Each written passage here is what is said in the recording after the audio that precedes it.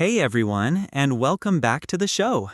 Hello, hello. So happy to be here and so happy you're listening with us today. Alice, today's topic is something very important and also very beautiful. Ooh, I love beautiful and important. What are we diving into today? We're looking at a passage titled, Can the Planet's Coral Reefs Be Saved? Can the planet's coral reefs be saved? Wow, that sounds like a big question. Just from the title, I'm already thinking about those amazing underwater cities full of colorful fish. Exactly. And when we think about saving them, what kind of things come to mind? Maybe protecting them from pollution or finding ways to grow new coral? Yeah, or perhaps scientists are trying to find special kinds of coral that are stronger and can survive in warmer water. I hope it's not too late. That's a great way to start thinking about the topic. The article gives us some answers to those questions. So, what's on the menu for today's episode? Today, in Part 1, we'll read the passage about coral reefs together. Then, in Part 2, we'll explore some key reading skills that will help us understand complex texts like this one. Part 3 will be a quick review, and in Part 4, we'll practice with some questions. Sounds like a plan. Let's find out if those beautiful coral reefs can be saved. Let's begin. Welcome to Part 1. I'll read the passage titled, Can the Planet's Coral Reefs Be Saved? Slowly, paragraph by paragraph. And after each section, I'll give you a simple summary in B1-B2 English so you can follow along easily. Don't worry about catching every single word. Just focus on the main ideas. Ready? Let's read. Conservationists have put the final touches to a giant artificial reef they have been assembling at the world-renowned Zoological Society of London.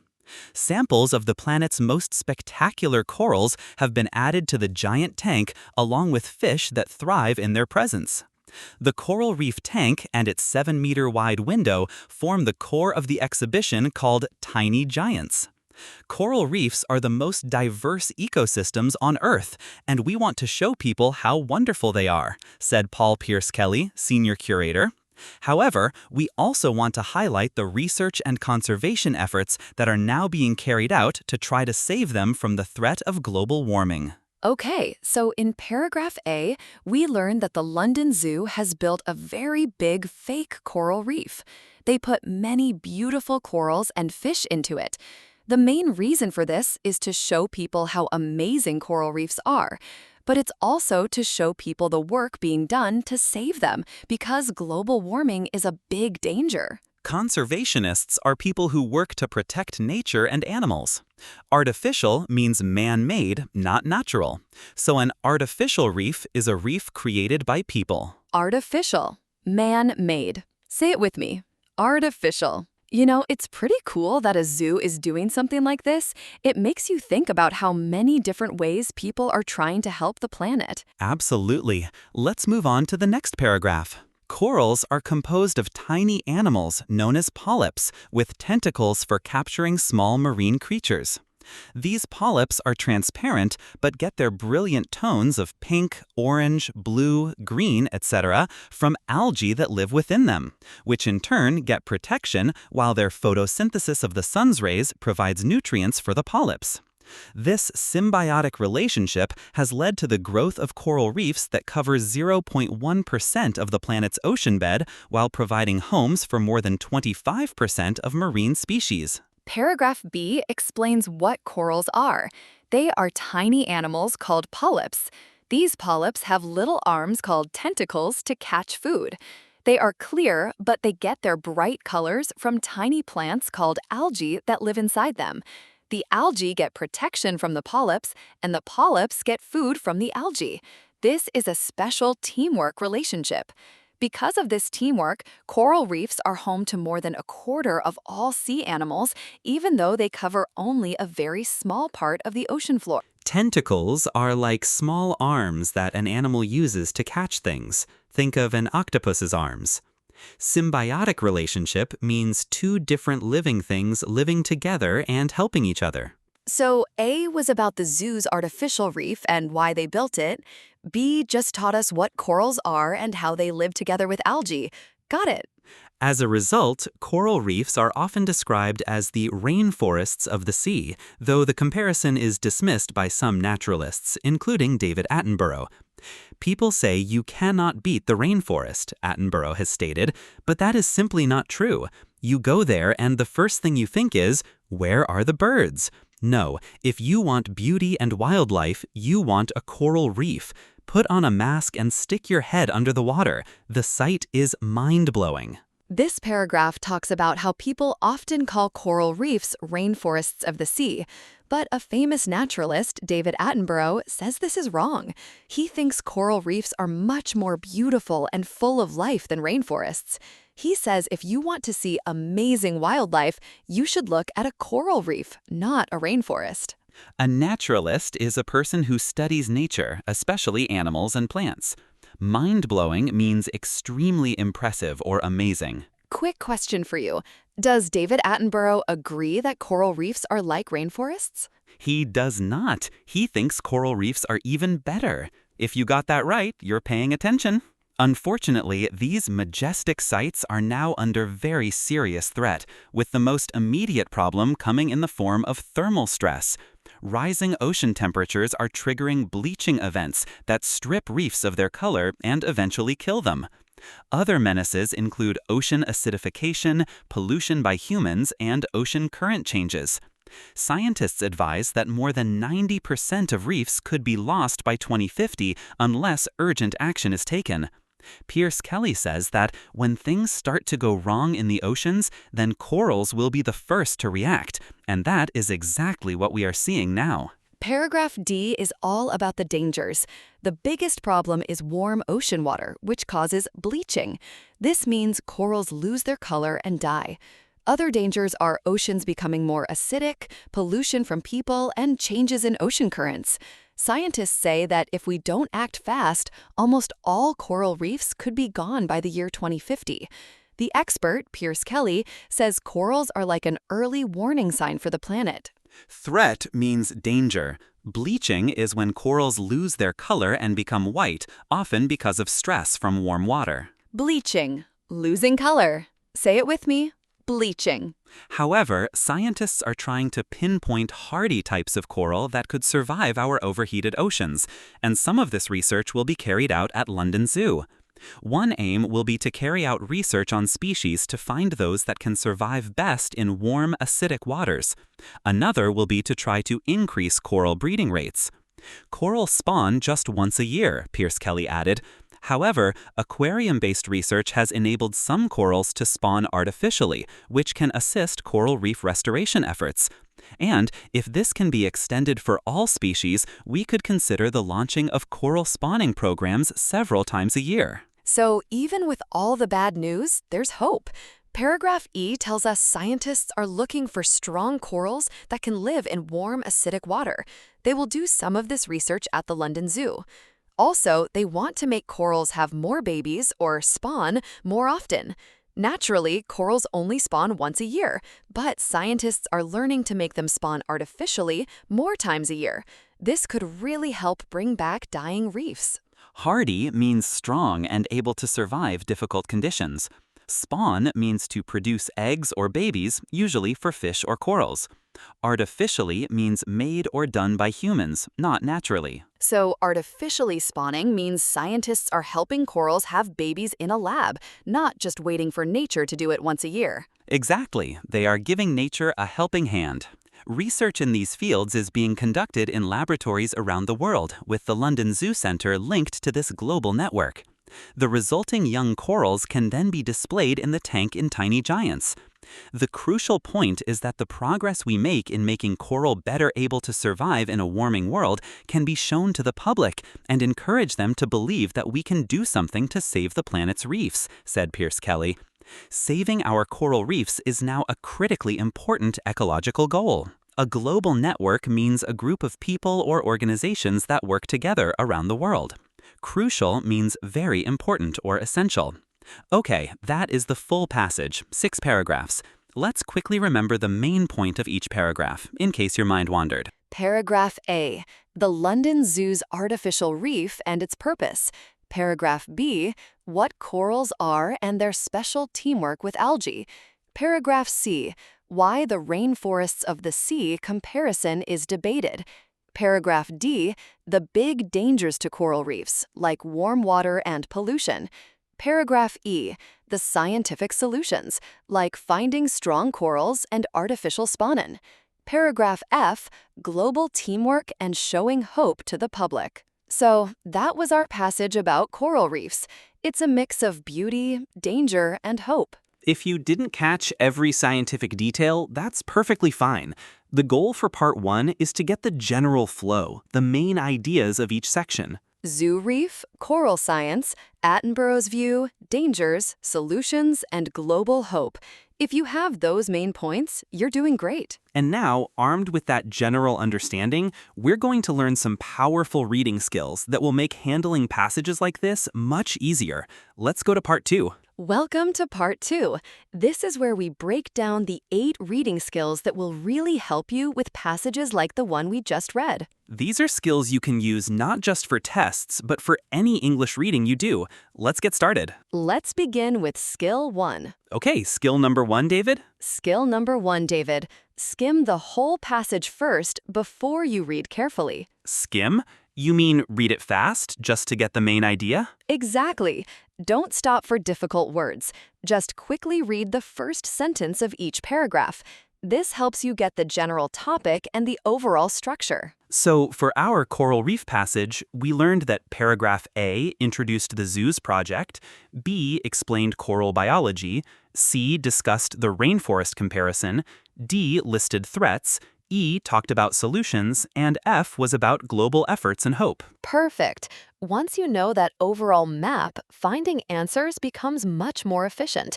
You know where to look. That makes a lot of sense. Instead of getting lost in details, I get the big picture first. Think of it like looking at a building's blueprint before you start searching for a specific room. Say this with me. Skim first. Skill number 2.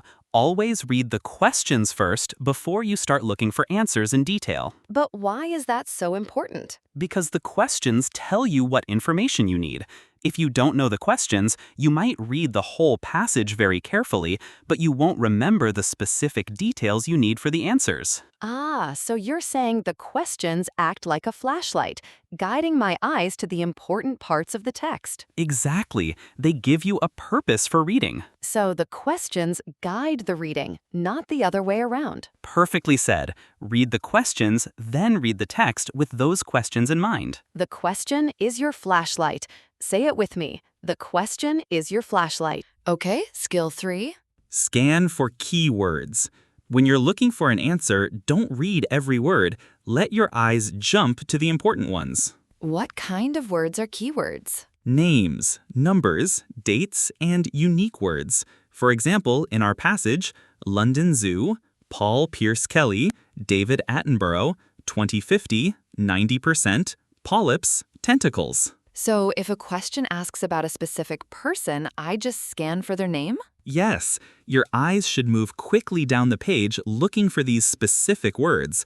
It's like your eyes are a scanner looking for a barcode. Like a scanner. My eyes are a scanner. I love that. Capital letters, numbers, and very specific scientific terms are usually easy to spot. All right, quick pit stop. So far we've got skim first, questions are your flashlight, and now eyes like a scanner for keywords.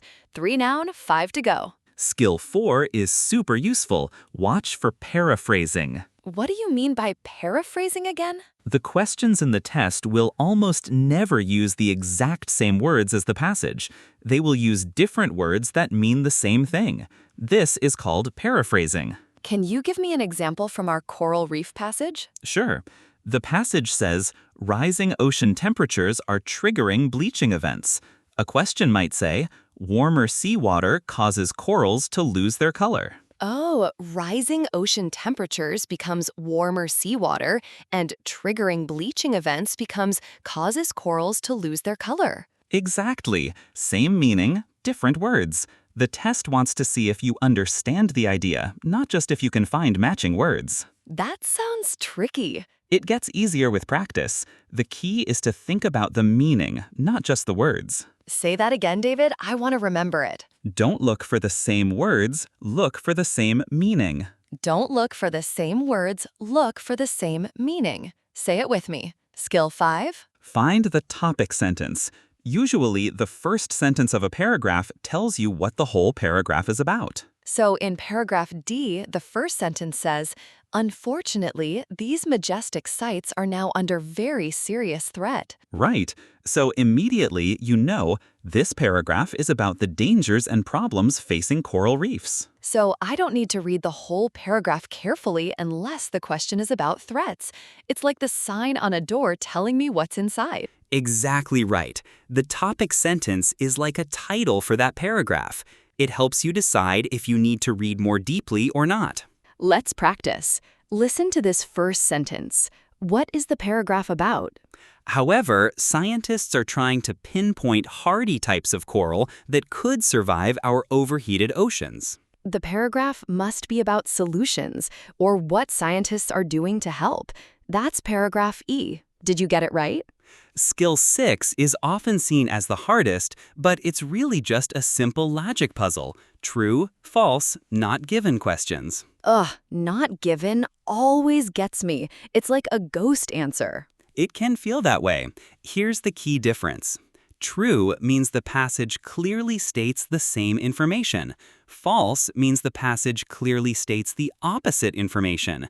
Not given means the passage simply does not mention this information at all. The passage is silent. So not given does not mean false. It just means the passage didn't say. Exactly. The passage is silent. Say it with me. The passage is silent. And here's a common trap. Sometimes the statement uses words like all or always, but the passage only talks about some or sometimes. If the statement is too strong or too general compared to the passage, it's often false. Ooh, so watch out for words like all, every, always, never. Good tip. Okay, let me test you. Here is a statement. All coral reefs are located in warm ocean waters. The passage talks about rising ocean temperatures and bleaching. It implies they are in warm waters, but it doesn't say all of them are only in warm waters. It doesn't give enough information to confirm all. So that is not given? Very good. The passage doesn't give information about all reefs locations, only that rising temperatures are a problem. Now try this one. Scientists believe that more than 3/4 of coral reefs could be lost by 2050. Let's see. Paragraph D says more than 90% of reefs could be lost by 2050. 3/4 is 75%. 90% is definitely more than 75. So the answer is true, because 90% is more than 3/4. Perfect. You just used skill 6 correctly and handled the number comparison. Skill 7? Manage your time. If one question is taking too long, skip it and come back later. But isn't it bad to leave a question unanswered? It's much worse to spend 5 minutes on one hard question and then not have time for 5 easy ones. Every question is worth the same points. Oh, so one tricky question can cost you many easy points. Exactly. If you're stuck, make a quick guess, mark the question so you know to return, and move on. You can always revisit it if you have time at the end. A good rule of thumb, don't spend more than about 1 minute and 20 seconds on any single question.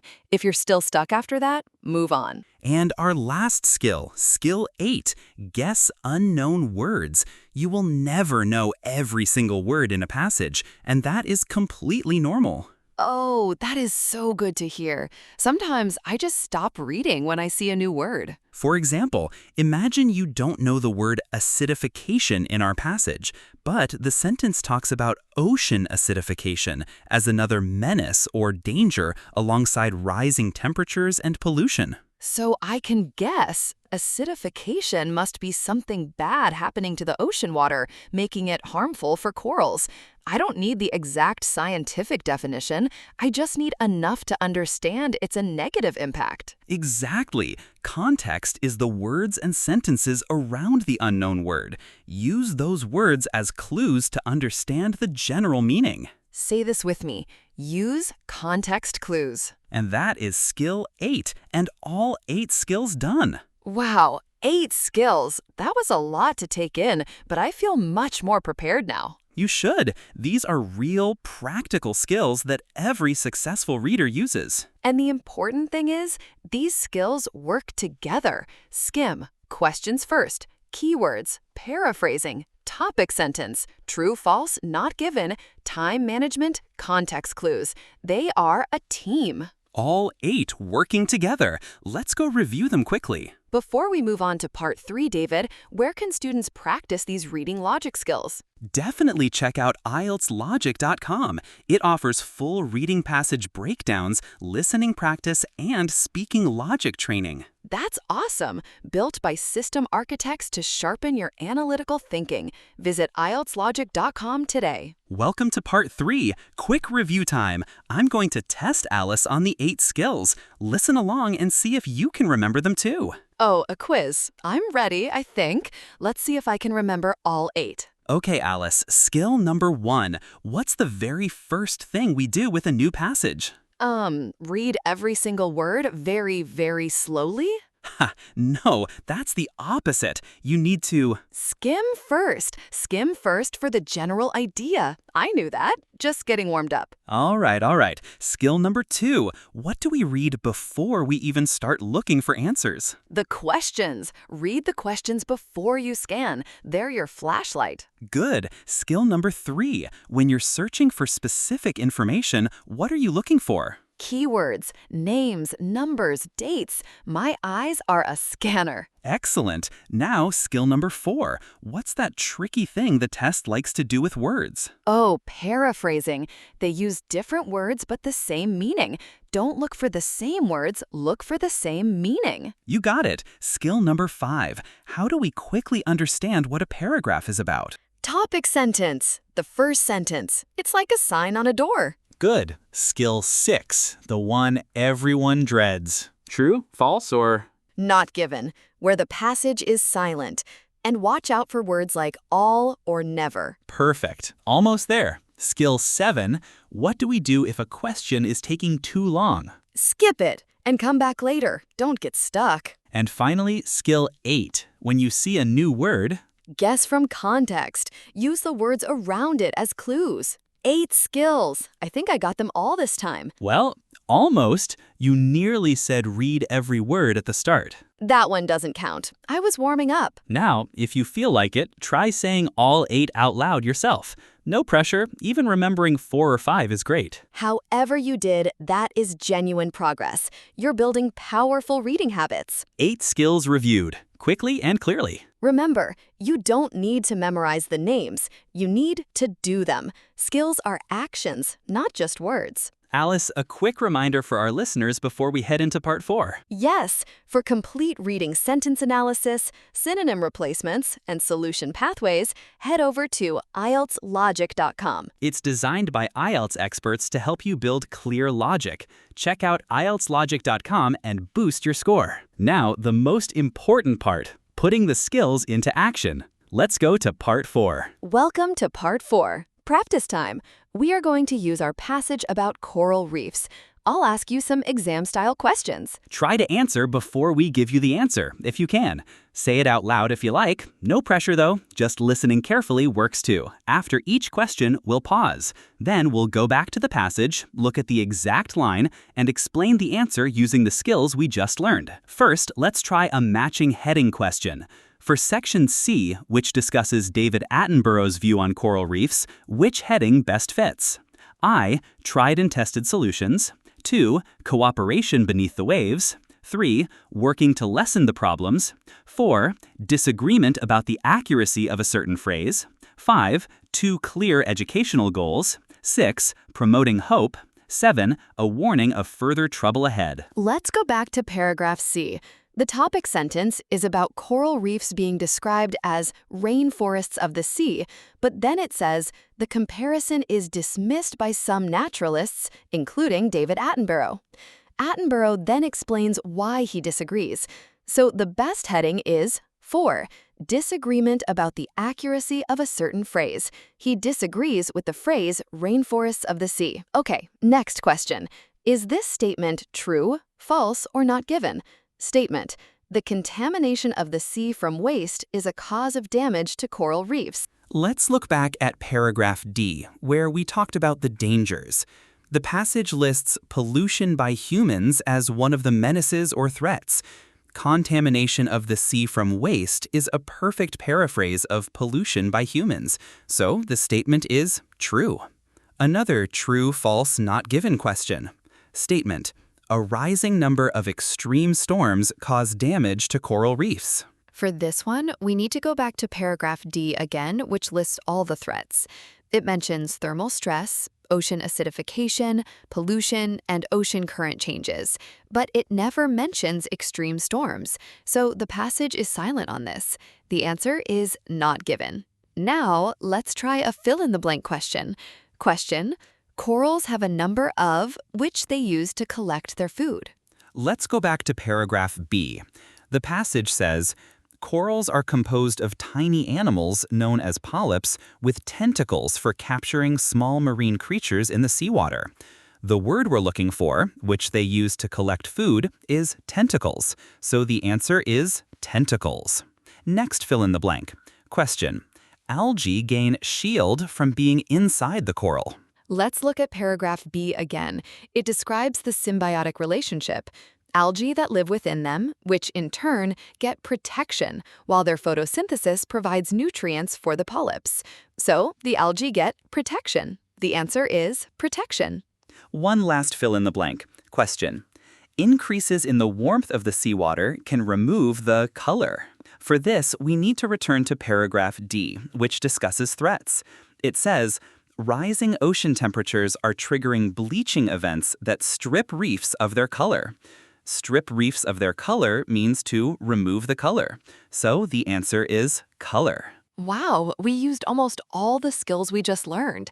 Looking for keywords, checking for paraphrasing, understanding true, false, not given, and going back to the text. That's the habit worth building. Each time we found an answer, we went back to the exact line in the passage that proves it. That's the real skill. It actually feels manageable now. When I know the skills and how to apply them, the questions are not so scary. That is exactly the goal. You don't need to understand every word. You need the right strategy and the habit of checking back against the text. And now you have these strategies. You are ready. So that is it for today. 6 paragraphs about coral reefs and a deep dive into 8 essential reading skills. And we even practiced some questions. I feel like I can take on any reading passage now. That's the spirit. Before we go, say this with me. I have the right strategy. I have the right strategy. I have the right strategy. Say it one more time if you like, because it's true. Oh, before we go, one last fun fact about coral reefs. Did you know some corals can live for thousands of years? There are coral colonies in the deep sea that are estimated to be over 4,000 years old. Imagine all the changes they've seen. Wow, that's truly mind-blowing. A living history book under the sea. Right? Okay, that's it for today. Bye, everyone. Until next time, keep reading, keep practicing, and trust the process.